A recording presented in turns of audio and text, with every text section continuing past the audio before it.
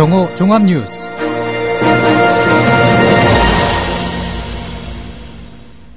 (9월 30일) 국민라디오 정오 종합뉴스입니다. 먼저 오늘의 주요 뉴스입니다.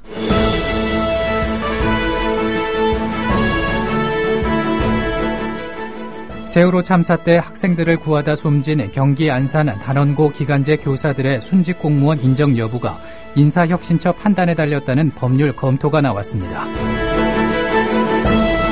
올 추석 연휴 동안 전국의 교통량은 지난해 같은 기간에 비해 늘었지만 사고로 다치거나 숨진 사람의 수는 줄어든 것으로 나타났습니다.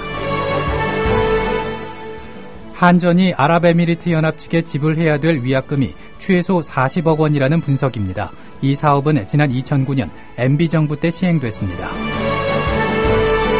작년 임금 체불이 사상 최대치를 기록했지만 해결된 금액은 사상 최저를 나타낸 것으로 조사됐습니다.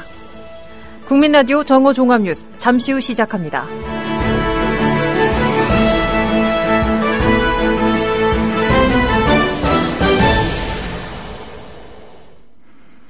세월호 참사 때 학생들을 구하다 숨진 경기 안산 단원고 기간제 교사들의 순직 공무원 인정 여부가 인사혁신처 판단에 달렸다는 법률 검토가 나왔습니다.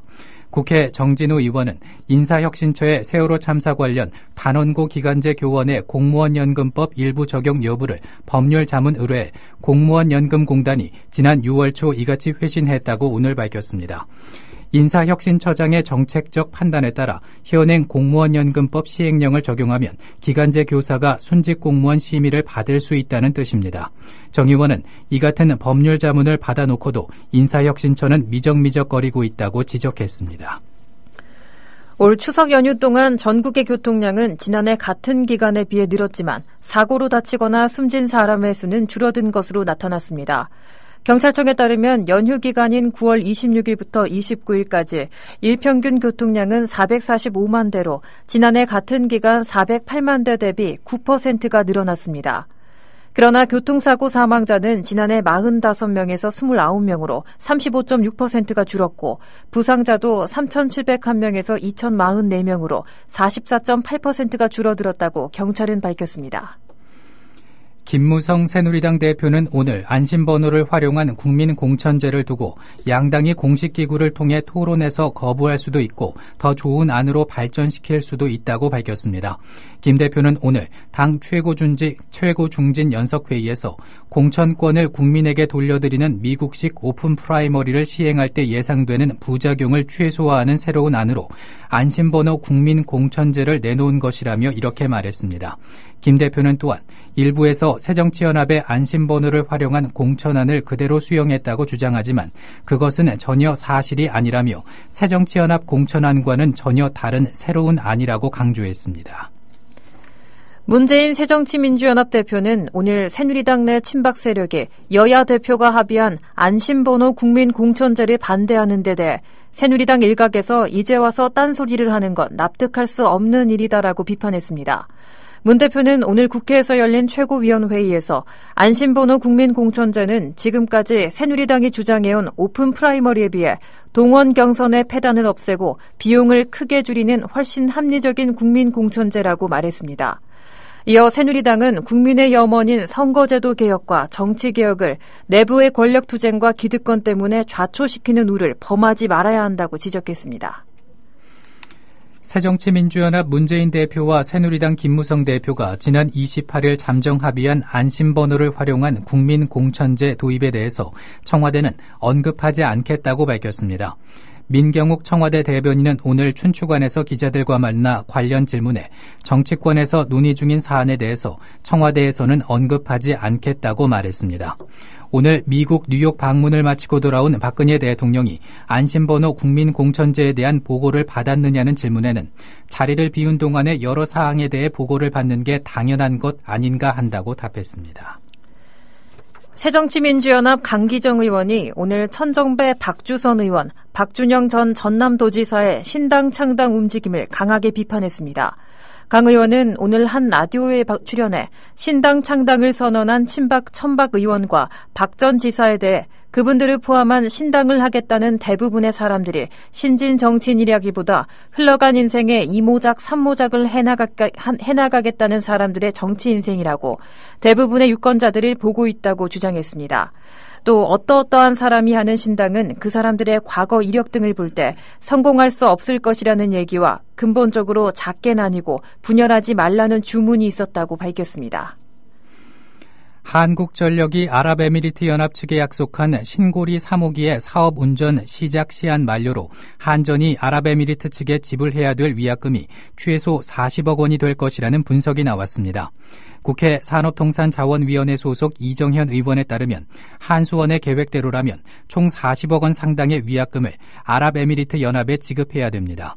이 사업은 지난 2009년 MB정부 때 시행됐습니다. 한편 신고리 3호기의 운전 지연에 따른 한수원의 전기 판매 손실도 총 3,319억 원에 달할 것으로 이 의원은 추정했습니다. 오늘 한국과 러시아의 정상이 올해 수교 25주년을 맞아 축하 메시지를 교환했다고 외교부가 밝혔습니다. 박 대통령은 1990년 수교 이래 25년 동안 양국 관계의 비약적 발전을 평가하고 특히 지난 7월 유라시아 친선 특급을 통해 양국 국민 간 우위와 협력 잠재력을 재확인할 수 있었던 것을 뜻깊게 생각한다고 밝혔습니다. 이에 블라디미르 푸틴 대통령은 지난 4반세기 동안 양국은 중요한 지역 및 국제 이슈를 다루는 데 있어 유익한 협력 경험과 파트너십을 축적해왔다면서 양국 간 협력 지속이 한반도와 동북아의 평화와 안전 증진에 기여할 것으로 확신한다고 밝혔습니다. 내수 진작을 위해 정부가 기획한 한국판 블랙 프라이데이가 대형 유통업체 2만 6천억의 점포의 참여로 내일부터 시작됩니다. 주요 대형 백화점이 전 지점에서 50에서 최대 80% 등 할인과 초특가 상품전을 합니다. 대형마트, 편의점, 전통시장도 소비자들의 지갑을 열기 위해 할인 대열에 합류합니다. 하지만 미국처럼 제조사가 직접 주도하는 게 아니라 유통업계가 주도하기 때문에 세일 폭에 한계가 있다는 지적도 있고 세일 품목이 좀 더 다양해져야 한다는 불만도 있습니다. 화성에 액체 상태의 물이 흐르고 있음을 보여주는 증거가 포착됐습니다. 나사는 지난 28일 화성 정찰 위성이 과염소 산염으로 불리는 수분을 포함하고 있는 광물을 화성 표면에서 발견했다고 밝혔습니다.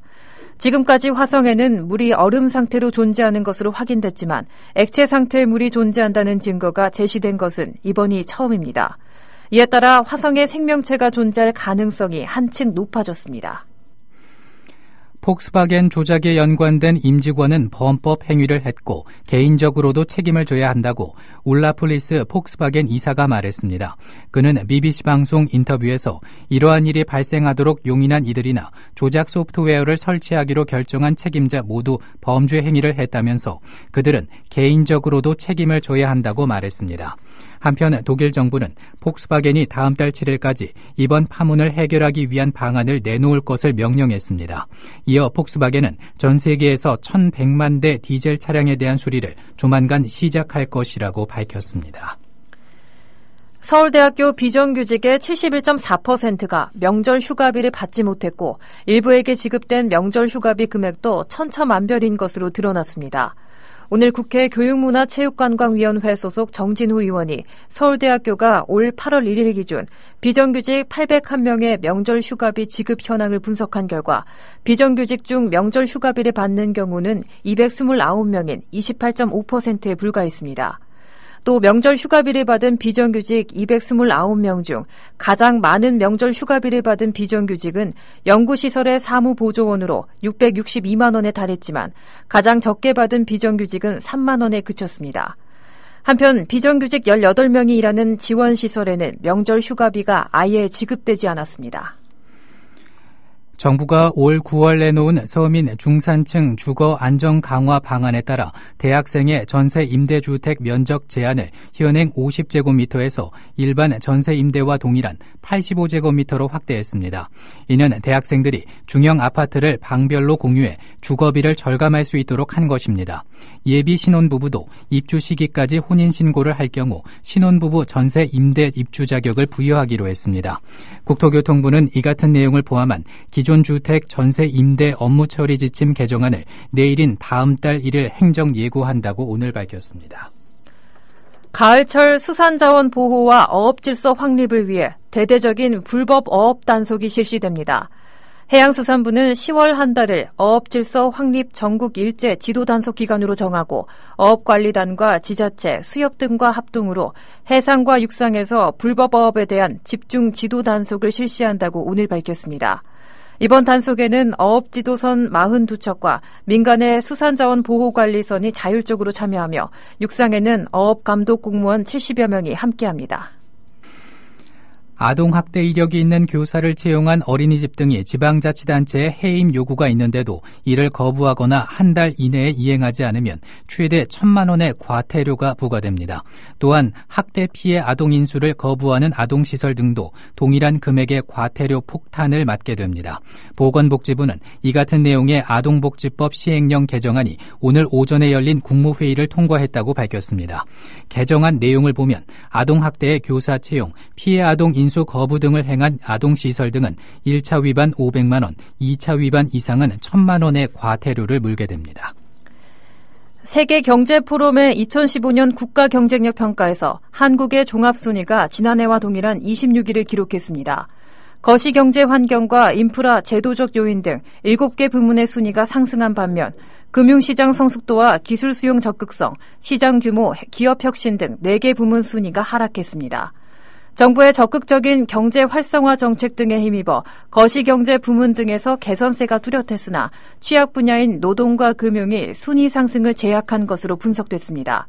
세계경제포럼은 올해 한국의 국가 경쟁력이 140개국 중 26위로 지난해와 동일하다고 오늘 밝혔습니다. 지난해 임금 체불이 사상 최대치를 기록했지만 해결된 금액은 사상 최저를 나타낸 것으로 조사됐습니다. 오늘 국회 환경노동위원회 소속 은수미 의원이 고용노동부로부터 받은 자료에 따르면 지난해 임금 체불 발생 금액은 1조 3,194억 원으로 2009년 1조 3,438억 원 이후 최대치였습니다. 올해 들어 7월까지 체불된 7,521억 원 가운데 지도 해결된 금액 3,310억 원의 비율도 44.01%에 그쳤습니다. 날씨입니다. 오늘은 전국이 해안을 중심으로 바람이 매우 강하게 불겠습니다. 낮 최고 기온은 20도에서 24도 정도가 되겠습니다. 일교차가 굉장히 클 것으로 예상됩니다. 국민라디오 정오 종합뉴스를 마칩니다. 제작 이정일, 진행의 정승조, 신지혜였습니다. 국민라디오